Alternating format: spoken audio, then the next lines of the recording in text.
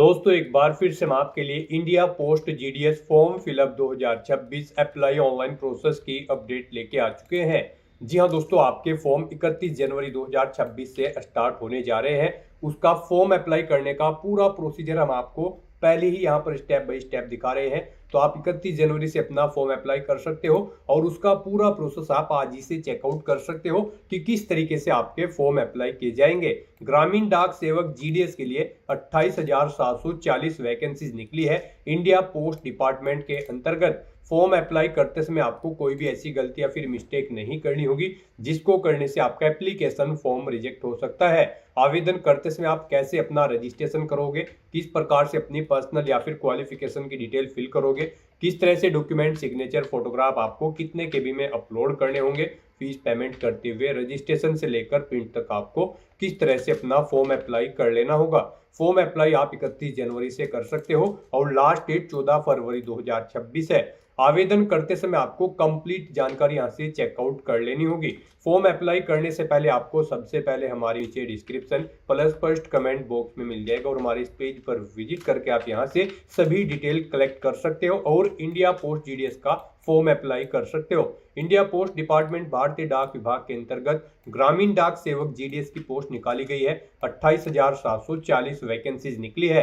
आवेदन इसके लिए 31 जनवरी से शुरू होने जा रहे हैं। 14 फरवरी 2026 तक आप अपना फॉर्म अप्लाई कर सकते हो। 12,000 से 29,380 और यहाँ पर डाक सेवक एबीपीएम के लिए 10,000 से 24,470 सैलरी है। 10वीं पास कैंडिडेट अप्लाई कर सकते हैं। 18 से 40 वर्ष आयु सीमा है। 100 रुपए जनरल ओबीसी के लिए फीस है। SC ST PH फीमेल को फीस जमा नहीं करनी होगी। ऑनलाइन मोड से आप फीस पेमेंट करोगे। बिना एग्जाम के भर्ती है, मेरिट बेस पे आपका सिलेक्शन होगा। ऑनलाइन आप ऑल इंडिया से अप्लाई कर सकते हो India post GDS online.gov.in portal से। इंपोर्टेंट लिंक सेक्शन में आने के बाद आप यहां से ऑफिशियल नोटिफिकेशन PDF लिंक पर क्लिक करके इसकी PDF डाउनलोड कर सकते हो, जिसमें आपको कंप्लीट डिटेल देखने को मिल जाएगी। सर्कल वाइज पोस्ट नोटिस भी आप चेकआउट कर सकते हो और अप्लाई ऑनलाइन करने के लिए आपको अप्लाई ऑनलाइन के इस लिंक पर क्लिक करना होगा तो आपके सामने ऑनलाइन आवेदन करने का ये ऑफिशियल पोर्टल ओपन हो जाएगा। गाइस, यहाँ पर अगर आपने पहले से रजिस्ट्रेशन रखा है तो आपको अप्लाई ऑनलाइन के स्टेप पर अपना कर्सर लाना है। फिर आपको अप्लाई के स्टेप पर क्लिक कर देना है लिंक पर। उसके बाद आपके सामने यहाँ पर कुछ इस तरह से इंटरफेस ओपन होगा। यहाँ पर आप अपना रजिस्ट्रेशन नंबर एंटर करें और किस सर्कल के लिए आपने अप्लाई किया है वो सर्कल सिलेक्ट करें और सबमिट बटन पर क्लिक करें। फिर आपको आपके डैशबोर्ड में लॉगिन कर दिया जाएगा, वहां से आप अपना फॉर्म अप्लाई कर लें। और अगर आप यहाँ पर इस भर्ती के लिए फर्स्ट टाइम अप्लाई करने जा रहे हो तो सबसे पहले यहाँ पर आपको अपना रजिस्ट्रेशन करना होगा।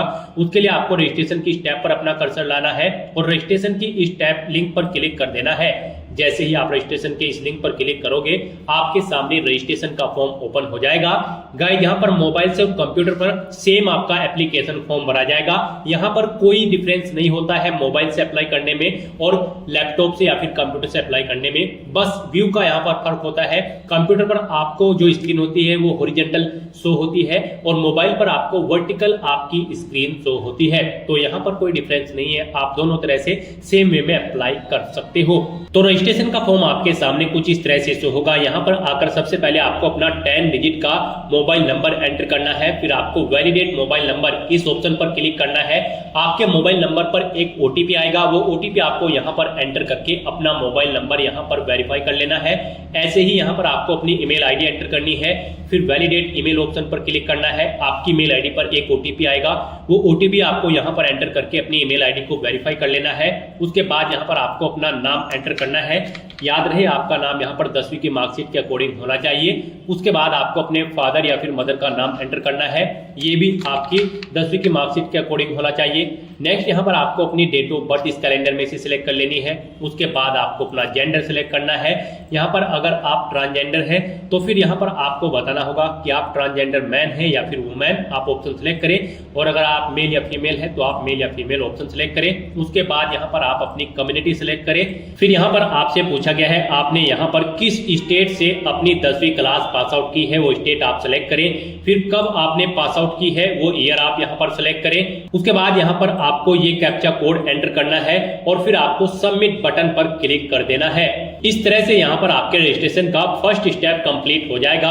अब यहाँ पर आपको अपना आधार नंबर एंटर करना है। उसके बाद आपसे पूछा गया है कि क्या आप PWBD कैंडिडेट हैं, अगर है तो आप यस ऑप्शन सेलेक्ट करें और अपनी डिसेबिलिटी का टाइप आप सेलेक्ट करें। और फिर अगर आप यहाँ पर PWBD कैंडिडेट नहीं हो तो आपको नो ऑप्शन सेलेक्ट करना है। आगे के ऑप्शन आपके सामने डिसेबल कर दिए जाएंगे। फिर आपसे पूछा गया है हाई स्कूल में आपने कौन कौन सी लैंग्वेजेस पढ़ी हैं, यहाँ पर आप ऑप्शन सेलेक्ट कर लें। जो जो लैंग्वेजेस आपने यहाँ पर हाई स्कूल में पढ़ी है वो लैंग्वेज आप यहाँ पर सेलेक्ट करके ओके करें। उसके बाद यहाँ पर आपसे पूछा गया है कि क्या आप करंट में एम्प्लॉय हैं, अगर है तो यस ऑप्शन सेलेक्ट करें और फिर बताएं क्या आपके पास NOC अवेलेबल है, अगर है तो यस करें, नहीं तो नो ऑप्शन सेलेक्ट करें। फिर आप एलिजिबल नहीं होंगे अप्लाई करने के लिए। और अगर आप एम्प्लॉय नहीं है तो यहाँ पर आपको नो ऑप्शन सेलेक्ट करना है। आगे का ऑप्शन ऑटोमेटिकली आपके सामने डिसेबल्ड कर दिया जाएगा। उसके बाद यहाँ पर आपको अपना फोटो और सिग्नेचर अपलोड करने हैं। यहाँ पर आपका फोटो JPG फॉर्मेट में होना चाहिए। साइज आपके फोटो का 50 KB से कम होना चाहिए। डायमेंशन उसकी 200 × 230 पिक्सल में होनी चाहिए। इस तरह से यहाँ पर आपको चूज फाइल बटन पर क्लिक करना है, फाइल को सिलेक्ट कर लेना है और अपना फोटो यहाँ पर अपलोड कर देना है। फिर यहाँ पर आपको अपने सिग्नेचर अपलोड करने हैं। सिग्नेचर भी आपके JPG फॉर्मेट में होने चाहिए, 20 KB से कम होने चाहिए, 200 DPI उनका होना चाहिए और डायमेंशन उनकी 140 × 60 पिक्सल होनी चाहिए। यहाँ पर भी आपको चूज फाइल बटन पर क्लिक करना है, फाइल को सिलेक्ट करना है और अपने सिग्नेचर को अपलोड कर देना है। अगर आपका फोटो या सिग्नेचर यहाँ पर छोटे या बड़े हैं तो आप इन्हें रिसाइज कर सकते हैं। गूगल में जाकर आप कोई भी इमेज रिसाइजर की वेबसाइट ओपन करके उसमें आप अपना फोटो और सिग्नेचर इनके अकॉर्डिंग यहाँ पर सेट कर सकते हो। तो इस तरह से अपनी ये डिटेल फिल करने के बाद अब आपको सबमिट ऑप्शन पर क्लिक कर देना है। फिर यहाँ पर आपने रजिस्ट्रेशन के फॉर्म में जो भी डिटेल्स प्रोवाइड कराई है उनका प्रीव्यू आपको शो कर दिया जाएगा।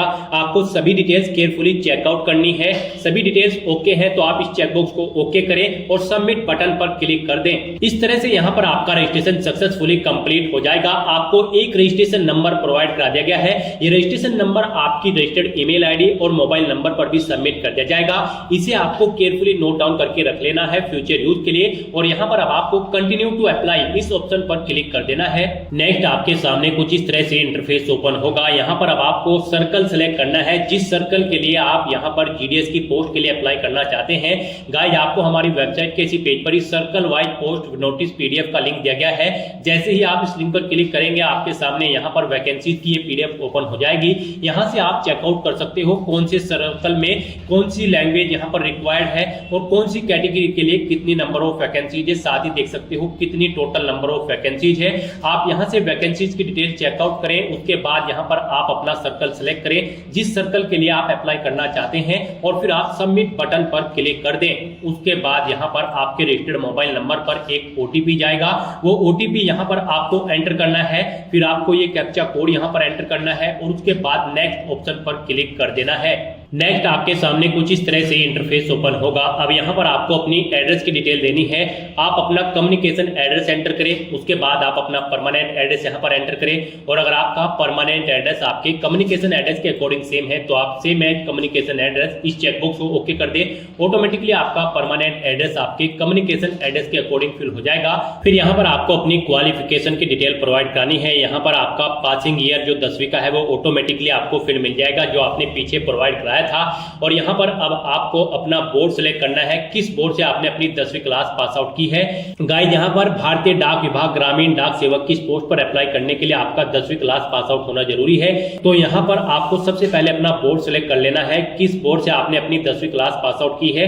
जैसे कि अगर आपने central board of secondary education से अपनी 10वीं क्लास पास आउट की है तो फिर यहाँ पर आप अपना रिजल्ट का टाइप सिलेक्ट करें। आपका रिजल्ट मार्क्स में है, ग्रेड्स में है या फिर पॉइंट्स में है, आप ऑप्शन सिलेक्ट करें। मार्क्स में अगर है तो आप मार्क्स ऑप्शन सिलेक्ट करें। उसके बाद यहाँ पर आप अपने सब्जेक्ट दें, कौन सा सब्जेक्ट आपके पास था और फिर उसमें आपने कितने मार्क्स ऑब्टेन किए हैं वो आप एंटर करें। इस तरह से आप लोग को अपने 10वीं क्लास के सभी सब्जेक्ट्स यहाँ पर एंटर कर देने हैं और उनमें कितने मार्क्स आपने ऑब्टेन किए हैं वो आपको एंटर कर देने हैं। और अगर आपके पास board of high school and intermediate education Uttar Pradesh Allahabad इस बोर्ड से आपने अपनी 10वीं क्लास पास आउट की है तो फिर यहाँ पर आपको सिर्फ मार्क्स का ऑप्शन मिलेगा। आप मार्क्स ऑप्शन सिलेक्ट करें। उसके बाद यहाँ पर आप सब्जेक्ट सेलेक्ट करें, किस सब्जेक्ट कौन कौन से सब्जेक्ट आपके पास 10वीं में थे, कितने मार्क्स आपने ऑब्टेन किए हैं वो आप यहाँ पर सिलेक्ट करें। यहाँ पर आप अपने सब्जेक्ट्स सिलेक्ट करें, उनके मार्क्स की डिटेल यहाँ पर फिल कर दें। अपने सभी सब्जेक्ट के मार्क्स की एंट्री करने के बाद यहाँ पर आपसे पूछा गया है क्या आपके पास 10वीं में मैथमेटिक्स या फिर इंग्लिश थी एडिशनल सब्जेक्ट के रूप में। अगर थी तो आप इस चेकबॉक्स को ओके करें, नहीं थी तो यहाँ पर आप इस चेकबॉक्स को ओके न करें। अगर आप इसे ओके करते हैं तो फिर यहाँ पर आपको बताना होगा आपके पास एलिमेंट्री मैथमेटिक्स था या फिर मैथमेटिक्स या फिर मैथमेटिक्स फर्स्ट या 2 था या फिर इंग्लिश। आप यहाँ पर ऑप्शन सिलेक्ट करें और फिर आप ओके कर दें। उसके बाद अगर आपका स्कोर यहाँ पर सीजीपीए में था तो यहाँ पर आप अपना सीजीपीए एंटर कर सकते हैं। तो इस तरह से अपनी सभी डिटेल्स फिल करने के बाद अब आपको सेव एंड कंटिन्यू ऑप्शन पर क्लिक कर देना है। नेक्स्ट आपके सामने कुछ इस तरह से इंटरफेस ओपन होगा। अब यहाँ पर आपको अपने सर्कल की डिवीजन सिलेक्ट करनी है। आप जिस सर्कल के लिए अप्लाई कर रहे हैं उसके अंतर्गत आप किस डिवीजन के लिए अप्लाई करना चाहते हैं, यहाँ पर आप अपनी डिवीजन सिलेक्ट कर लें जिस डिवीजन के लिए आप अप्लाई करना चाहते हैं। उसके बाद आपके सामने कुछ इस तरह से इंटरफेस तो होगा। यहाँ पर अब आपको उस डिवीजन में जितने भी पोस्ट ऑफिस होंगे उनकी लिस्ट आपको शो कर दी जाएगी। आप यहाँ पर किस पोस्ट ऑफिस को फर्स्ट नंबर पर प्रेफरेंस देना चाहते हैं वो यहाँ पर आपको एंटर करना है। यहाँ पर जैसे कि अगर आप सहारनपुर डिवीजन अगर आप सिलेक्ट करते हो और सहारनपुर डिवीजन में अगियाना बीओ अगर ये पोस्ट ऑफिस है और इसे आप दूसरे नंबर पर प्रेफरेंस देना चाहते हैं तो यहाँ पर आप 2 एंटर करें इसके सामने। और यहाँ पर जैसे कि सहारनपुर डिवीजन में अहमदपुर है, अगर इस डिवीजन को आप फर्स्ट नंबर पर प्रेफरेंस देना चाहते हैं तो इसके सामने आप 1 एंटर कर दे। इस तरह से यहाँ पर आपको अपनी चॉइस के अकॉर्डिंग अपनी डिवीजन की प्रेफरेंस सेट कर देनी है। आप जिस डिवीजन को प्रेफरेंस देना चाहते हैं उसके सामने अपनी चॉइस के अकॉर्डिंग आप नंबर्स यहाँ पर एंटर कर दे। जिसे 1 पर रखना चाहते हैं उसके सामने 1, जिसे 2 नंबर पर आप रखना चाहते हैं सेकंड ऑप्शन में उसके सामने आपको 2 एंटर कर देना है। इस तरह से आपको यहाँ पर अपनी प्रेफरेंस सेट कर देनी है। यहाँ पर गाइड आपको उस डिवीजन के अंतर्गत जितने भी पोस्ट ऑफिस होंगे उनकी लिस्ट आपको यहाँ पर शो कर दी जाएगी। आपको उन सभी में अपनी प्रेफरेंस सेट कर देनी है। यहाँ पर आप क्लिक हियर के इस लिंक पर क्लिक करके ये भी चेकआउट कर सकते हो कौन से डिवीजन में कितनी नंबर ऑफ वैकेंसीज है। उसके बाद यहाँ पर आपको इस पेज को नीचे स्क्रॉल डाउन करना है, फिर डिक्लेरेशन सेक्शन में आना है, इन इंस्ट्रक्शंस को रीड कर लेना है, इस चेकबॉक्स को ओके करना है और फिर आपको सेव एंड प्रोसीड ऑप्शन पर क्लिक कर देना है। नेक्स्ट आपके सामने यहाँ पर मैसेज शो हो जाएगा आपका एप्लीकेशन फॉर्म सक्सेसफुली सबमिट हो चुका है। गाइड यहाँ पर अगर आप SC ST PH या फिर फीमेल कैंडिडेट हैं तो आपको फीस जमा नहीं करानी है और अगर आप जनरल या फिर OBC कैटेगरी कैंडिडेट हैं तो यहाँ पर आपको 100 रुपए फीस के रूप में जमा कराने होंगे। उसके बाद आपका एप्लीकेशन फॉर्म यहाँ पर सबमिट होगा। फीस का पेमेंट आप डेबिट कार्ड, क्रेडिट कार्ड या फिर नेट बैंकिंग के थ्रू या फिर UPI के थ्रू कर सकते हो। तो यहाँ पर फॉर्म सबमिट होने के बाद आपको इसे नीचे स्क्रॉल डाउन करना है, प्रिंट के इस बटन पर क्लिक करके अपने एप्लीकेशन फॉर्म का एक हार्ड कॉपी प्रिंट आउट ले लेना है फ्यूचर यूज के लिए, फ्यूचर रेफरेंस के लिए। तो दोस्तों इस तरह से आप अपना इंडिया पोस्ट GDS का फॉर्म अप्लाई कर सकते हो। आज की इस वीडियो में बस इतना ही। आई होप ये वीडियो आपको पसंद आई होगी। अगर पसंद आई हो तो इसे लाइक और शेयर करें। चैनल पर नए हो तो इसे सब्सक्राइब कर लें। Thanks for watching.